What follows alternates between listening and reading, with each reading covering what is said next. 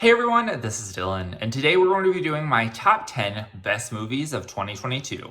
To start off, I want to give a disclaimer. I did not watch every single movie this year, and I also like what I like, and this is my own opinion. If you want to see all the movies that I watched in 2022, you can check out my Letterboxd. And this year, I watched over 100 movies that came out specifically in 2022. So I thought that that was a good number, and I watched most of the big blockbusters. There were only a couple that I wasn't able to watch before the end of the year. All right, let's start at number 10.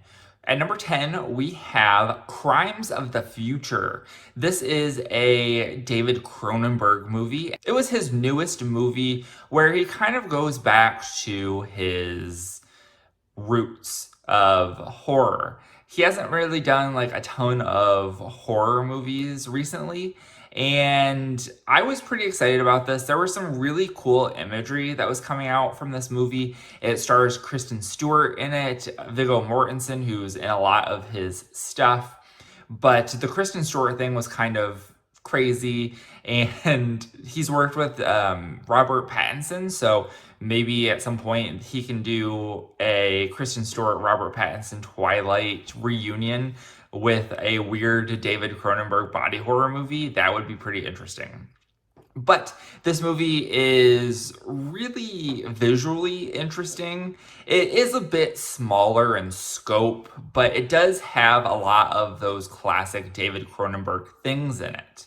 One of the things that really pushed this to one of my favorite movies of this year was that there was like this interesting storyline and commentary that was coming out of it about plastic and like microplastics and stuff. I thought that that was kind of really interesting, and I was like, I kind of like that he's commenting on this in a classic David Cronenberg way. Coming in at number 9, we have the remake slash reboot of Hellraiser.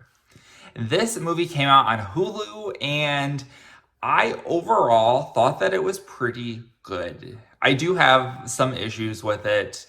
I mean, not every movie can be perfect. This got a 4 out of 5 stars from me, and most of my issues are really just surface level stuff. Like, I think that it'll take some time to get used to this new Hellraiser and what they are doing with it. Because one of the critiques that I had was that it's missing the sexuality of the original Hellraiser. A lot of Clive Barker's original work for Hellraiser and also the original Hellraiser movie is really seeped in sexuality. And I mean, even if you look at the original Cenobites, they're all based off of S&M stuff, leather bars, and just the like overall look. And so there is a real sexuality with that. And this movie took the sexuality out of the equation because the original Hellraiser really did this pain and pleasure thing. And the pleasure that they were talking about was sexual pleasure. And in this movie, the pleasure that they're doing is a drug pleasure.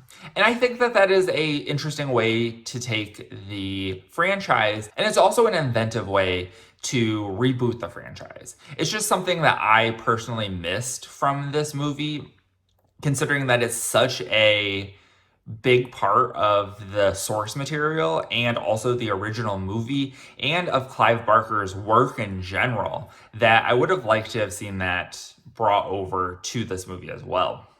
And then one of the other issues that I had with this movie is that the Cenobites makeup design, I was just unsure of it for the most part because it had the makeup for most of the Cenobites, including Pinhead, is very monotone.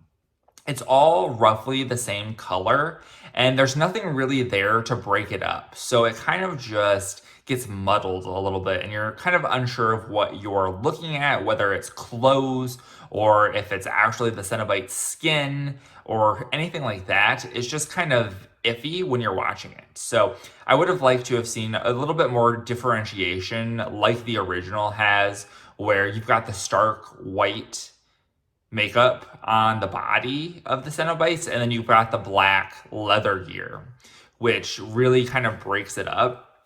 Not saying they have to do that exactly, but I would have liked to have seen some more differentiation in that makeup. As for the things that I really liked about this movie, because this is the top movies of 2022, is I liked the direction that they took Pinhead.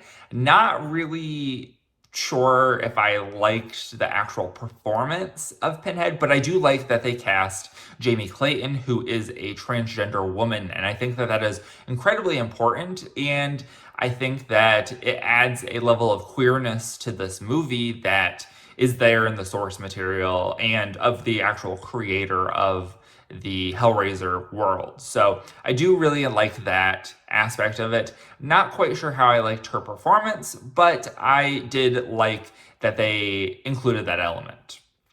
And I thought that overall the story was really cool. So we got really a lot more in depth into the Hellraiser franchise and Hellraiser lore than we have in any single movie that I know of. I haven't seen a lot of the movies like in between like 3 and now, but I think that I really enjoyed the expanded lore that this movie has. Now coming in at number 8, we have a movie that came out on Paramount Plus. This is Significant Other. And this is a movie that I could see people either really liking or really not liking. But let's say that this movie is gorgeous. It's shot really well, and it takes place in the Pacific Northwest in the forest. So a couple is going out to the forest for like a camping weekend. Strange things start happening. This is kind of where stuff kind of goes downhill. And I thought that it was acted really well. It's got Kyle Lacey in it. He's of White Lotus fame in the first season. And then we also have Micah Monroe, who is in a bunch of stuff, but she is most famous in the horror community for being in It Follows. They give great performances. The visual effects are actually pretty decent in this. There's a couple towards the end that are a little but overall, I thought that it was a pleasant surprise, and I would definitely recommend checking it out if you've never seen it before. Coming in at number 7, we have Orphan First Kill. This was another Paramount Plus release, and this is a movie that I was interested in. It did make my most anticipated movies of 2022, and I was pleasantly surprised by how much I liked it. Once I kind of got in my mind that this is like a campy movie and that they're trying to do camp in this movie, then it was a lot better for me. But it does take some time to get used to seeing Esther with the face of a 20-something-year-old woman. But overall, I thought that this was a really interesting movie. Never would I have thought that they would make a prequel to a movie that came out 10 years ago and have the original actress still reprise the role of a young girl who was about 10 when the movie came out and is not supposed to age. Like, that was beyond. And this movie does have a really great twist. And this twist is on par with the original movie. It's something that comes out of absolutely nowhere. You're pretty unsure of what is going on, and then it happens, and you're like jaw on the floor. Because the twist of the original movie was a jaw on the floor moment, and they were able to replicate that. And that was something that was really surprising, and I thought was done pretty successfully. Now let's get down to number 6. We have Black Phone. Black Phone did come out in 2022 wide release. So if you are a stickler for what came out in 2022, it did come out in the festivals in 2021, but this did come out for wide release in theaters in the United States in 2022. This is a movie that is based off of a book that was written by Joe Hill. And if you're unfamiliar, don't recognize that name, Joe Hill is the son of Stephen King. So there is a lot of elements in this movie that seem like a Stephen King movie. So you've got some children that are going missing and nobody really knows what's going on. And this boy ends up getting taken by a kidnapper and locked in the basement of the guy's house.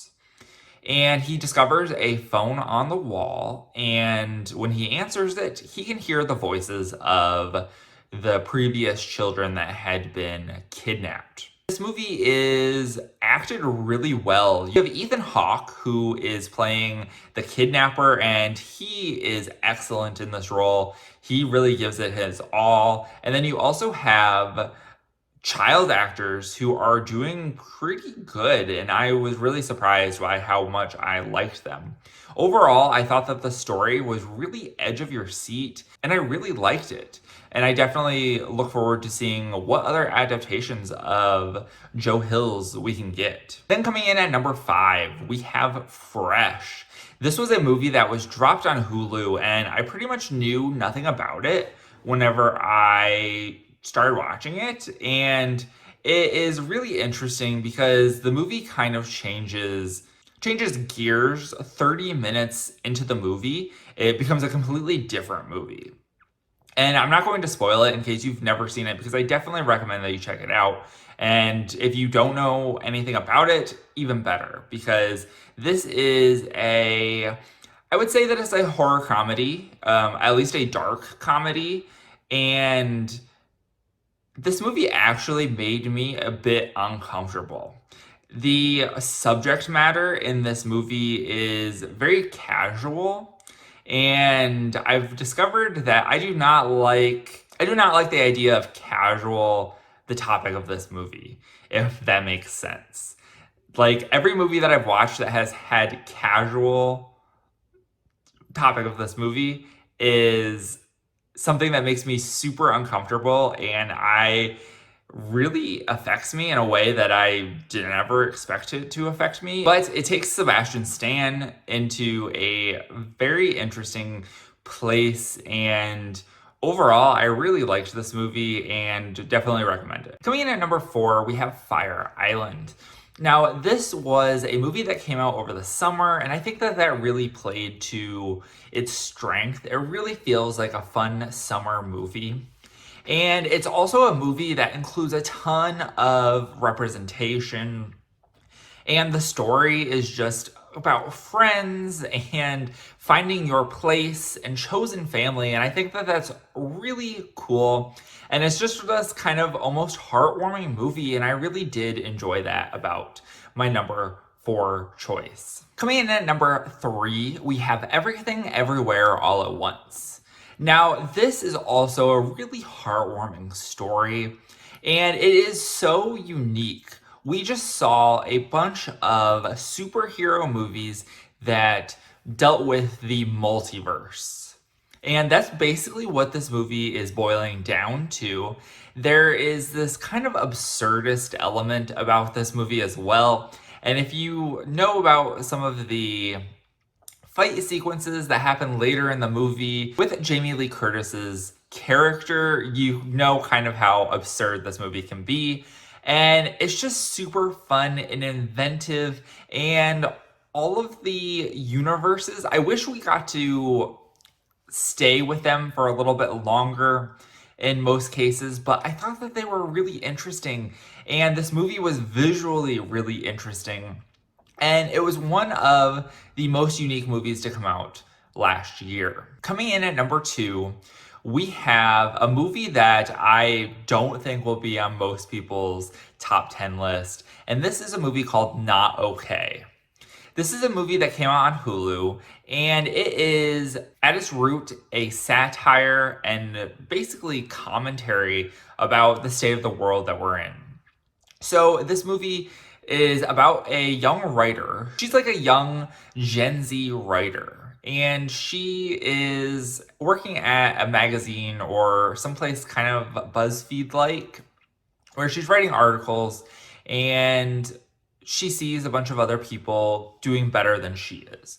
And they all have went to this writer's retreat or whatever. So she literally makes a website to come up with a fake writer's retreat and says that she's going to go to it. And it happens to be in Paris. So she needs like a week off. And so she's like staying at home for this writer's retreat because it's not real. She didn't go anywhere. She just wanted to have it kind of on her resume. And she's like photoshopping her photo in front of all of these French tourist attractions and stuff. And she happens to Photoshop a photo of her in front of, I believe it was the Arc de Triomphe. And she posts it on her Instagram. And then several minutes later, there happens to be a real life terrorist attack at the Arc de Triomphe. And she is then caught up in this lie. And so originally she doesn't want to start telling people that this was fake because she doesn't want to say that she didn't actually go on this writer's retreat or whatever. And then she kind of becomes this pseudo social media celebrity because she was a survivor of this terrorist attack. While the actions of this character are deplorable and clout chasey, Zoe Deutsch is the actress who plays her, and you can't help feeling bad for her.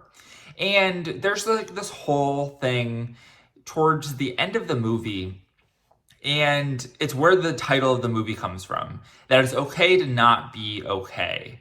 And even though I have complex feelings about this movie, because even though she is lying, she is deceiving all of these people, and she did it in like a terrible way, this whole monologue that she has, this whole article that she writes about it being okay not to be okay, is something that helped a lot of people in the movie. And I think that advice is good advice for real life, and that could actually help a lot of people. So there's like some pros and cons to this movie, and of course the ethics are not good. So it was really interesting, and I love a good satire. My number one movie of 2021 was Don't Look Up, and that was a political satire, and the satire here is related to Gen Z, related to social media and social media celebrity, and I loved that. I loved what they were saying about everything, and this was a movie that I did not see a lot of people talking about, and I definitely hope to change that with putting it so high on my list. Coming in at number one, we have Nope. This was the newest movie from Jordan Peele, and it's about these people on a ranch who serve as animal trainers for Hollywood, particularly with horses. And there's like this whole story behind the first person that was ever filmed with a camera was a black man riding a horse. And then there's this whole idea throughout this entire movie that about animals and how animals cannot be trained, or you could train them enough and get them to a point where you might think that they're trained, but they'll always be an animal, and there's always this level of uncertainty. And we see that with Gordy, the chimpanzee storyline that happens throughout this movie, and we also see it with our big thing that is going on in this movie, which I'm not going to spoil, even though I think that you probably already know that this is dealing with something in the skies that might be an alien, it might not be an alien. We don't really know going into this movie. It brought up a lot of ideas that I thought were very interesting to think about. We had great performances, particularly from Keke Palmer. I just love Keke Palmer and everything that she does. And she was great in this role. And I hope that she gets some more stuff out of this movie, because she ultimately was one of the stars of this movie and really was one of the reasons that this movie was so enjoyable, was her performance. And I think that it was a really great movie for Jordan Peele, and I'd love to see more from him. I mean, he has a great filmography so far. So that is it for my top 10 movies of 2022. I hope you guys enjoyed. Let me know what your top 10 movies of 2022 were, and let me know what you think of the movies that I chose for my top 10. And remember, if you're not already subscribed and you'd like to be, please hit that subscribe button down below and give this video a like if you liked it. Thank you guys for watching and have a great day. Bye.